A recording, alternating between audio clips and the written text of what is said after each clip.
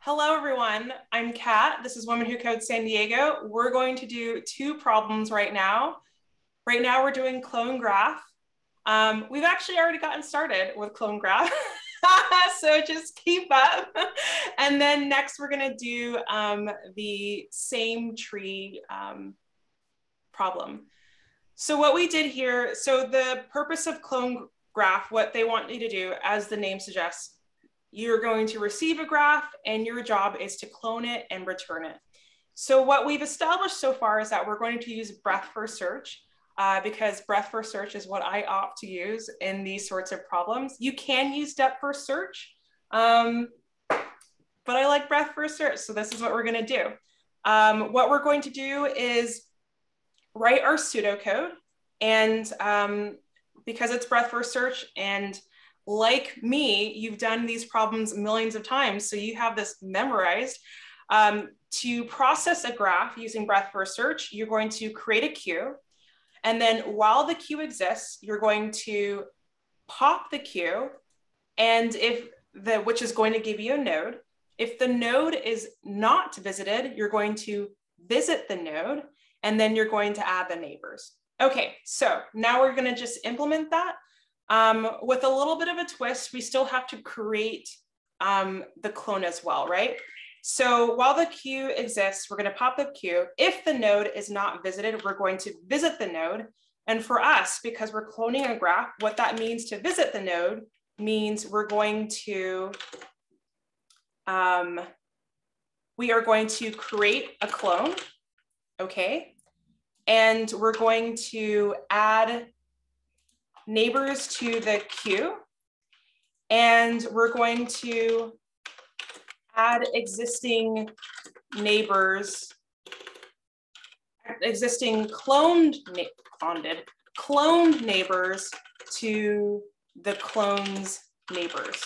Okay, let's go ahead and implement that. So we're going to create a queue. Queue equals dec. So I use Python as my main language, and you can use a queue, but using a double-ended queue is actually a lot more performant, because popping from the queue, you don't have to like move all of the items to the front because it's double-ended. It's just a constant versus like O of n operations. So that's why I like to use double-ended queues. So we have double-ended queue with our node. Okay, so while the queue exists, while queue, we're going to pop the queue. So n for node, n equals queue.pop left. If the node is not visited, whoops, I did say that I was going to create a hash map to store my nodes, right? So if the node is not visited, so usually in a breadth first search situation, we would use like a set to use to sort of store store the values that we've already visited. But because we need to keep the nodes in order to actually add more nodes to the neighbors, we're going to use a hash map. So what I'm going to do is, if the node is not visited, so if n.val, if that not in nodes, right? So if we haven't already created it, we're going to visit the node, which means we're going to create a clone. So I'm going to say clone equals node, and we're going to create n.val. Okay, create a clone. We're going to add existing clone neighbors to the clone neighbors. So basically, we're going to iterate through the neighbors. So for neighbors in clone, whoops, in n.neighbors. So if, whoops, I'm going to say for neighbor. If neighbor not in, whoops. So basically what I'm going to say is, if this neighbor, if we haven't created the neighbor yet, like if we haven't seen it, we haven't visited the neighbor, add it to the queue. So if neighbor.val not in nodes, add it to the queue. And remember, we're storing it. The reason why we're using val is we're storing the nodes with a key of the node's value, and then the value of that hash, key value pair is going to be the node itself. Okay, so we're going to append the neighbor to the queue. But if the neighbor has been created, else, then what we're going to do is we're going to add that neighbor to the clone's neighbors. So clone.neighbors.append. And remember, we're not going to add the neighbor, we're going to add the cloned version of the neighbor. So we're going to go to nodes and we're going to do neighbor.val. So grab that node. And then we're also going to add this clone to the cloned neighbors. Yeah, to the cloned neighbors. That was really awkward to say, but basically we're going to take the cloned version of the neighbor and add this clone to that set of neighbors. Whew, goodness gracious. Okay, and so we're going to go to nodes, neighbor.val, .neighbors.append, clone. Whew. Oh my gosh. Okay, so we're going to keep doing that until we've processed the vals. And then once we're done, we're going to return that first neighbor. So return, and we've stored all of the nodes. So all we have to do is return the nodes where the value is 1. Okay, cool. So let's hope that I haven't done anything to like mess this up. Usually, okay, so at this point, if I were in a technical interview, this is where I would actually go through and like create, yeah, I actually did it before. I feel like I should do it now, but like for the sake of time, I'm not going to. This is where the point where I would actually do a dry run and manually process everything by hand. So like, and by that, I mean, I'm going to do a quick dry run because I just don't want to take forever. So like literally I would go through a test case. The test case that we have is this. So this is our adjacent list. We're not going to receive this adjacent list. They're just showing us what it would look like. We would only get the value of 1. So if I were in a technical interview, I would literally just go through each line. I'm like, okay, this is what this looks like. And I'm getting 1. So what I would do is my nodes is going to look like this. And I'm going to create a queue with this, which has a value of 1. And the neighbors are 2 and 4. Okay, so while the queue exists, we're going to pop the queue. Okay, we're going to pop this. So n equals this. If n.val not in nodes, are you in nodes? No. Okay, so now we're going to create a clone. So clone is just this, this node that has 1. Oh, look at this. Actually, it's a good thing that I did a dry run because I forgot a very important part. I didn't actually add the clone to nodes. So in person, we see why it's important to do a dry run because you catch your bugs before actually running it. So I need to create a clone and then I actually need to add the clone to nodes. So nodes clone.val equals clone. Okay, so now in here, we have 1 and it has this node of 1. Okay, cool.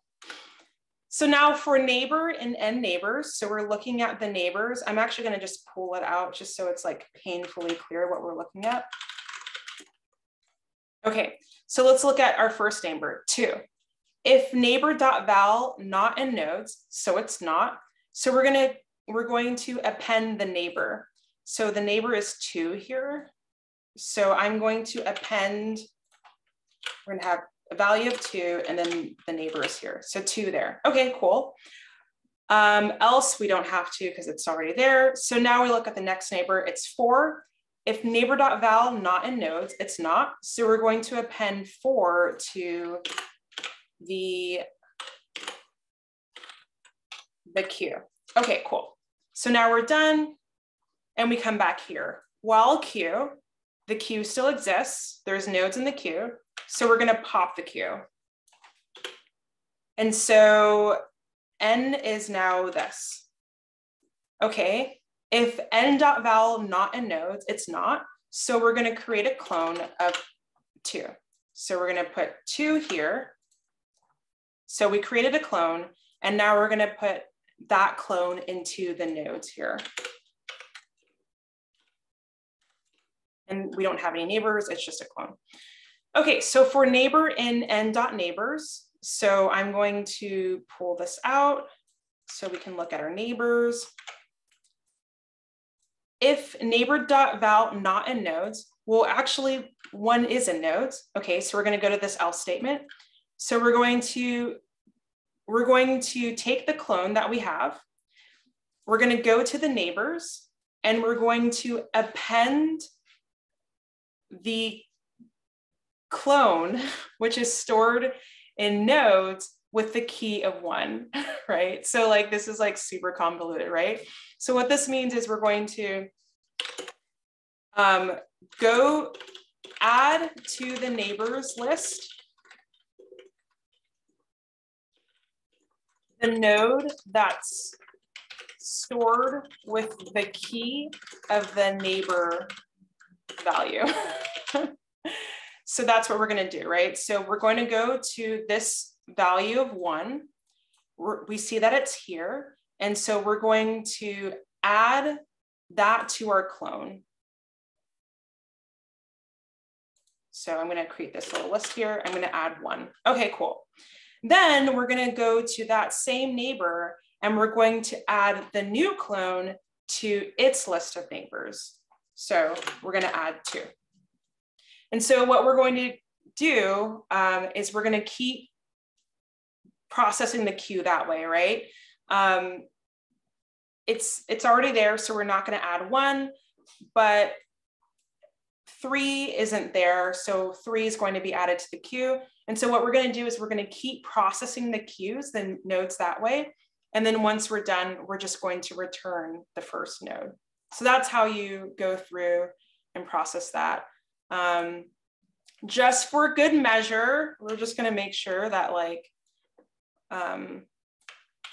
LeetCode doesn't like, let's see, LeetCode. I've done this problem before. I actually was doing this while you guys were doing it.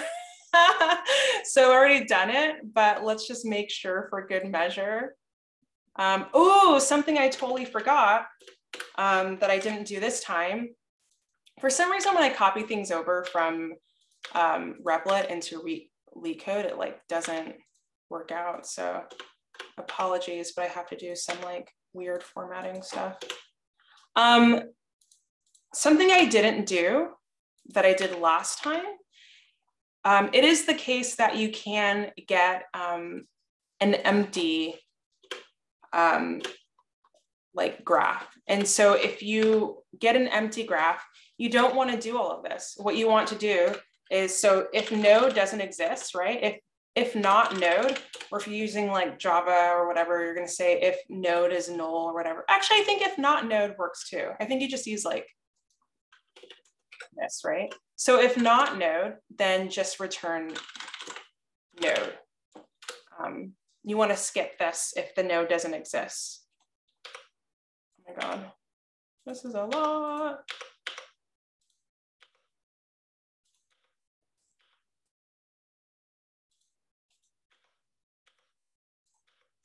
Okay. I feel like there's going to be some weird thing that I'm not doing right. From collections, import deck. Let's see. Of course. Okay. Oh, what do you know? It works. Yay. Let's see. Can we submit it? Yay. So that's how you do that one. Okay, cool. Now let's go to same tree. That one's actually the easiest one. So we did the hard one first. So if you remember, we were given a tree, a binary tree, not a binary search tree, just a binary tree. And our job was to see if it was the same tree, both in value and structurally, meaning like if the left child is one of one tree, then the left child has to be one of the other tree. If the right child is none in the left tree, then the right child also has to be none in the other tree. I'm just going to do this using depth first search because that's the easiest way, in my opinion, which is recursion, which is how I believe, Jessica, you did it in yours. But so let's just do this. Def is same tree. So we're going to get P and Q, and it's going to return a Boolean. Okay, so we're going to just, again, use recursion. So what do you do when you do recursion? Your first thing you're going to do is your base cases, right? So base case, when do you know you can stop recursion? If one or both of them of the nodes doesn't exist. So if both of them don't exist, then we can return true.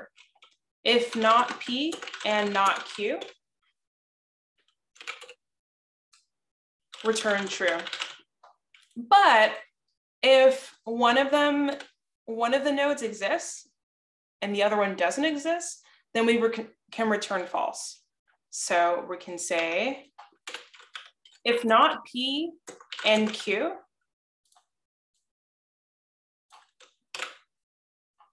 or Q and not P, then we can return false. Okay, so then what's our other base case? They both exist, all right. Well, it's not a base case, actually, it's just our third case. They both exist. Now we need to check if the values are the same, right?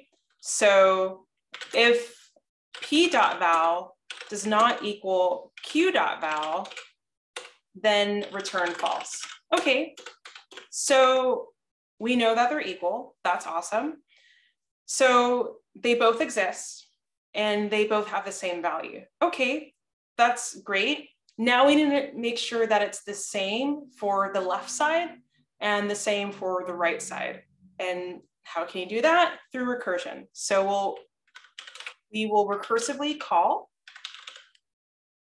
oops, I'm going to say return. We're going to recursively call this for the left side. So P.left, Q.left. So we want to make sure that it's the same for the left side. And we want to recursively call this for the right side as well too.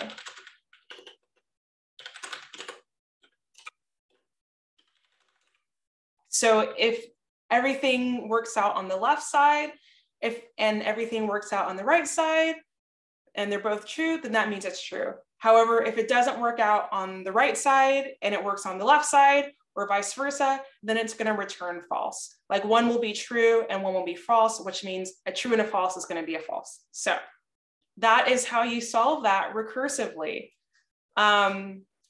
Usually in like technical interviews, if you're doing some sort of algorithm, I would be very worried about having two recursive calls in one function. But because this is a tree and you're just iterating down, you know, the height of a tree, I'm not worried about it. So that's it. For the sake of time, I'm not going to go through this. I've already done it. It works. This is the way to solve it. So, but yeah, it's a very simple problem. And yeah, that's it. Hope you all enjoyed. And I will see you next month, hopefully. Take care.